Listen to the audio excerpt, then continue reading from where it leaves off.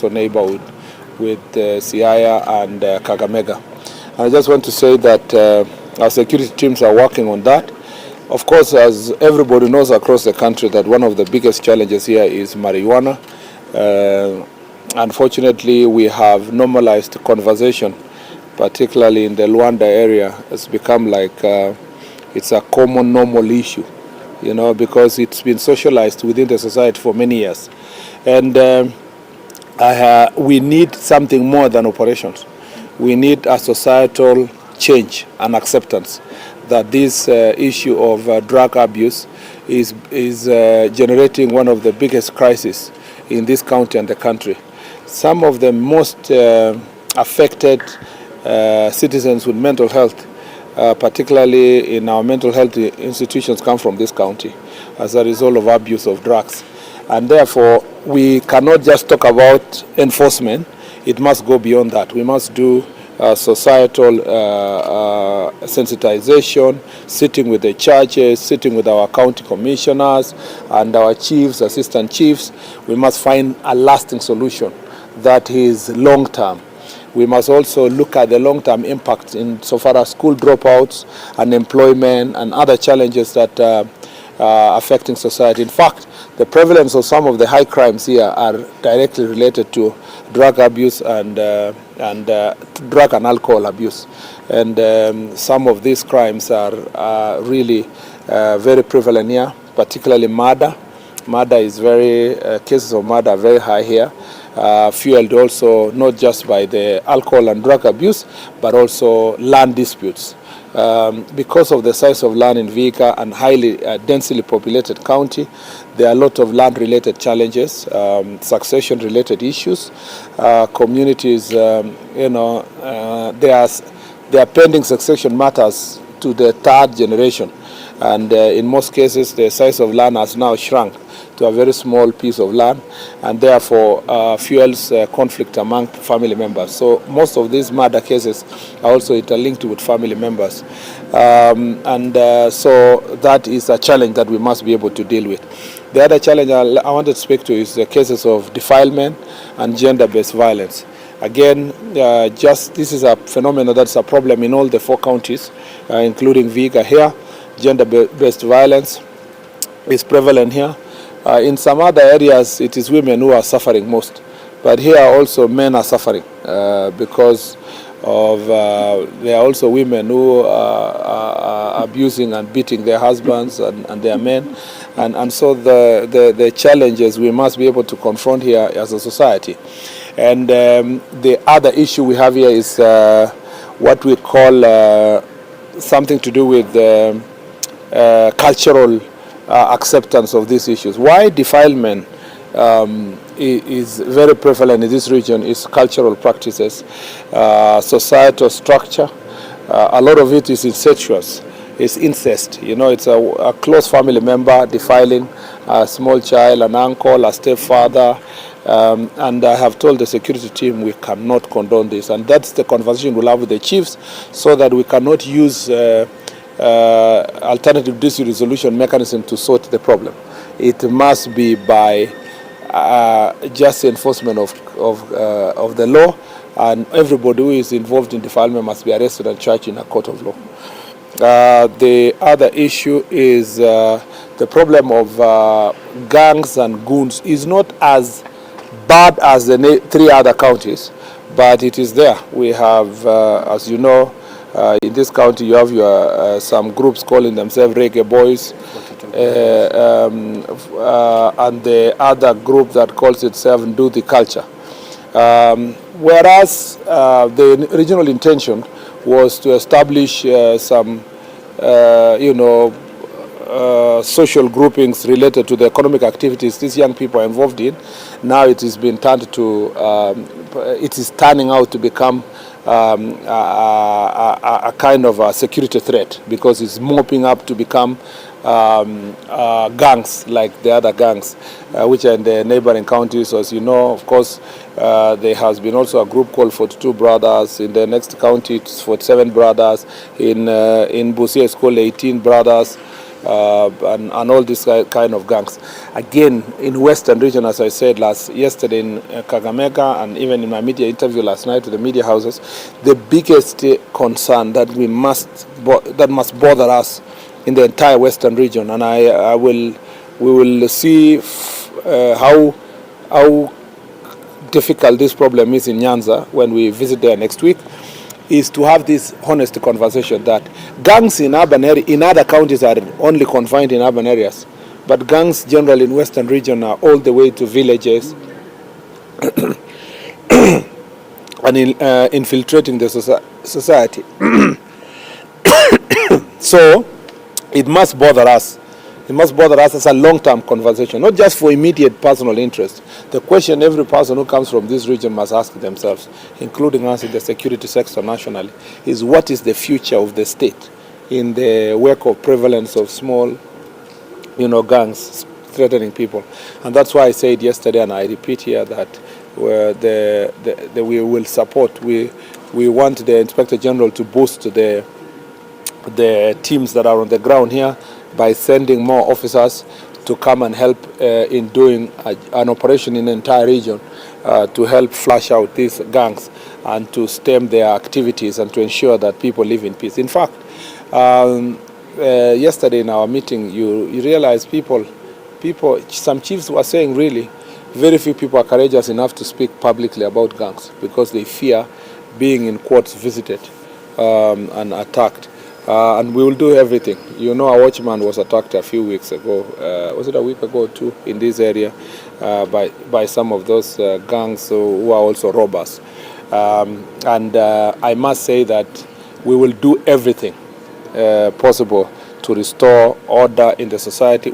But we cannot do it on our own, because if these people are protected by the society, the local community, the leaders, it will not work. But if we join forces together to sort out this, do with car mobility, operationalization of administrative units, questions to do infrastructure, vehicles, mobility of our officers and so forth shall be answered during the Jukwaa. But so far, no report has come out regarding the same. Would you kindly comment on the same? You say the report has not come out? No. No, just basically these are acts of robbery, and the specific cases will be dealt with. What I can speak to is the overall policy position that these are crimes that are happening because of organized robberies, sometimes by organized groups. And apart from the situation happening here, you see also Butere is in news all the time. Recently, because of the operations, we were able to, from Busia to Kakamega to Kitale, there was a gang that was operating there with guns and so forth. And when they were arrested, the issues have gone down. That is what we intend to do, to go for the gang and the gang leaders to be able to sort these issues. But the specific concerns about the progress of investigation in the various cases, that can be answered in due course when we get the full report from the DCI. Yeah. Any other person? Yeah, Hugh and then him. I'm Brian from the Standard. You have spoken about drug being one of the biggest issues in Vihiga. But from your officers, if you move right now at Mbale and the Kakamega service lane, you'll find those boys are smoking bang. They are using, they have Jabba zone, but they use Mira. Yeah. What are your officers doing? That one doesn't need you to come here for you to crack it. You just say, go and arrest the boys, charge them. You arrest. I told you earlier, you really need to understand what's happening here. Have you gone to Luanda Market? Yes, I have. You will see that at the stage, there are people smoking there openly. Yeah, and when you ask why are these people not being arrested, I told you wachana hawa ni wanda wazimu. Hata ukiarrest itasaidia aje na ameshakuwa mwenda wazimu. So there is a bigger problem than arrest and charge.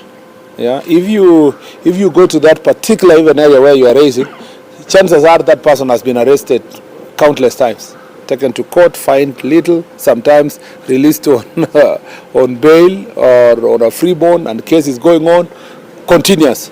There has to be something bigger than just a police officer arresting them, because as I told you, when crimes become accepted in society. As I told you, even when we spoke about Changa being brewed in Kakamega, now they are brought here, it's taken to Nandi, it's taken to the neighboring counties. It's actually at an industrial scale in Kakamega, then distributed around the neighboring counties. When I spoke about that, you will see, including elected leaders, saying is that why is the minister involved himself in such small things? This Changa is our Changa, we are used to it. So even today, even when I tell somebody we must get rid of marijuana in Luanda, chances are someone will just laugh off. Why? Because they know it's been tried for 30, 40 years. It's not possible. That's why I'm saying the conversation that we must have today, and we will do so with our chiefs and assistant chiefs, is that are the people of this area happy to see their children wasted? Lack of education, the growth of gangs. Would you want to live in a generation in this county where the future is a reggae group? You like to be a reggae? Would you like all your children to be like reggae defenders? All of them to be like these other Nduthi culture? So usiku sako and so forth. Nobody, no parent. So, and that's why the conversation is deeper than arresting one or two people. Lastly, Maina. My name is Givasu Maina from KBC. And on the Luanda issue, just like you spoke about Kakamega being the largest producer of Changa. Yeah. When we were in Trans Nzoia, you also say it was, I think, the most affected county in terms of adulterated and contrabands and whatever kind of alcohol. And in Vihiga County, we also want to confirm that Luanda could be the biggest producer of marijuana. And if that is the case, then it's so telling about the challenges the Western Kenya region is facing. And what could be your strategies in handling these kind of challenges in Western Kenya? First of all, it is not the production that is done here. As I told you earlier, there is no land. So these places are very small pieces of property, so it's very difficult for someone to hide growing of marijuana, like places like Mount Elgon where you have land, or Mount Kenya where you have land. When we were in Nyeri, you saw the places where the planting of this cannabis happens. It's not about planting here; it's a melting point. You see, Luanda itself is a intersection of the Kisumu side, you have the Siaya side, you have the Uganda border. Not very far, you have Kakamega. So it's a famous meeting point. And I think over time the culture was ingrained, and also among the society. So the problem is not the growing, the problem is the peddling. And that's why maybe I should have said this, that already some of the most forget about what the gentleman was saying about arresting maybe the few people who are consuming at a very small scale. The biggest issue is to make sure that we deal with the suppliers and the supplying network, from across, and that conversation we have had in other places. Some of them have been profiled. We have a particular lady here who is notorious. We are on her case. The police have been on her case for a few months ago. She has a network also all the way to Nairobi, and something is being done. There are also sons and daughters from this place that sometimes they are way far away from here, but they own bars and networks of supply of alcohol, adulterated ethanol, and so kind of things. Of course, we will deal with them. So our main focus is not just that's why you saw me emphasizing socio-cultural change when it comes to the affected young people and the society. But in terms of major operation, we will go for the peddlers and the people who are transporting, and traffickers actually, who are making it impossible. Because sometimes you focus so much on arresting the victim, and you forget that they are also victims. They are addicted. They have now been introduced to this. And part of the target also around Rwanda and this area is the university, is the Maseno University. And so our focus, if you go everywhere, new areas where drugs are being peddled are around new educational institutions. And it's our duty to make sure that those areas are protected. Asanteni sana. Just a last question. My name is William Akos. You've just arrived. How can you ask a question? You don't even know what you're saying.